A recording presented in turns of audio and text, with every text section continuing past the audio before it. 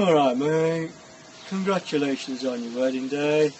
Really happy for you that you and Rachel have managed to tie the knot. We're going to reenact some embarrassing stories, we're going to tell some embarrassing stories, and we're going to give you some advice, because that's what, as head groomsman, I should do.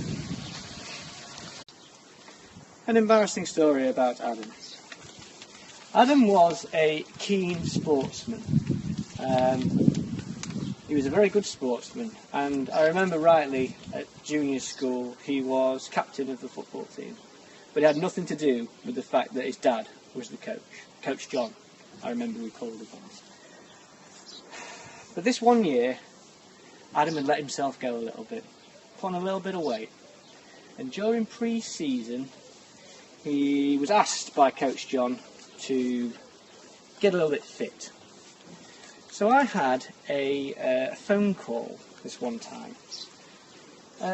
Fiona, would Sam like to come for a run with Adam?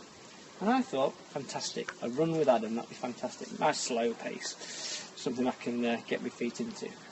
So I went round and knocked on the door, said hello to Adam, shook Coach John's hand, and then, Adam was ready to run. He was like he had his socks, his shoes, trainers, and we were ready to go. So we walked down the drive at a half-decent pace, Coach John waving him goodbye as we turned the corner. And we set off at a quite frantic pace, actually, I remember. And we must have ran for about 300 metres. And as we were running, then Adam just came to an abrupt stop. And he looked at me and said, I ain't doing any more running. And I looked at him and was like, what? And then we walked.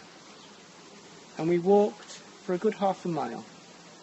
And we walked all the way to the little chef, where we walked in, sat down, and ordered 2 strawberry milkshakes. Thank God he paid, and we enjoyed the milkshakes and talked about how he hated running, drank them, and then walked back.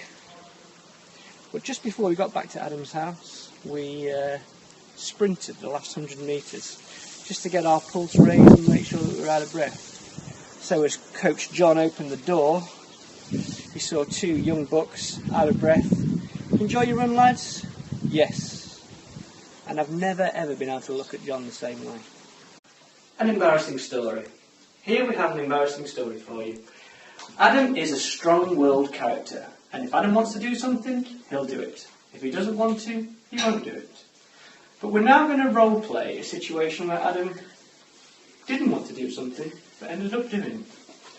I'm going to play Adam Conchi. Alex Palmer is going to play Jackie. Anthony is going to play Neil. And Fiona Palmer is going to play herself. Good. Well, I'll tell you what, Neil, there is one thing I am not doing this year, and that is helping out with the bonfire. I hate it. I hate parking. I hate just taking orders, and I want to enjoy bonfire night, and I've not had enough of it. I'm sick to death of working bonfire night. Mum? Yes, Adam? Can you make sure you tell Fiona that I am not doing bonfire night? No, you got to tell her yourself. I'm sick. No, you tell her. I'm sick of it. I'm actually sick of it. It was so boring, parking cars. I'm not doing it. I'm not doing it. No, Adam, you got to tell her yourself. No. Oh look, Mum. it's Fiona now. What are the chances?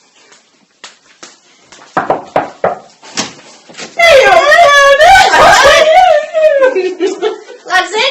Yeah, we're going to help with the bonfire this year. Oh lads, you can help with the bonfire this year?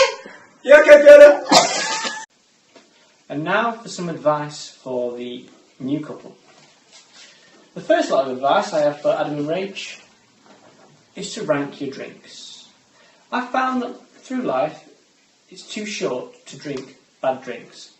So therefore, why not try and employ a drink rank system where you take pictures of drinks and rank them, and then maybe keep them in a sort of a library, if you will. Let's take this beer, for example. Adam, if you drank this beer and you enjoyed it, you might want to give it a 7 out of 10. But rather than put a number to it, why don't you use something that's close to you to rank your beer? Maybe your thumb. So, if I was having this beer and I enjoyed it, and I was giving it a 7 out of 10, you might want to sort of give it a 7. That would probably be a 5, and that would be a 10. It might be a good way of you keeping tabs on drinks that you like. And then you can put all your pictures on social media of you with beers and thumbs, and people then know that you're drinking responsibly. And the last piece of advice I have for the couple is espresso butter. Espresso butter is probably one of the most readily available foods in London. I think if Jesus was around at this time, he would have fed the 5,000 with 5 loaves and 2 knobs of espresso butter. When you are out, cycling, doing whatever you're doing, and you stop somewhere, don't stop somewhere that doesn't do espresso butter. Life is too short to not put espresso butter on your bread.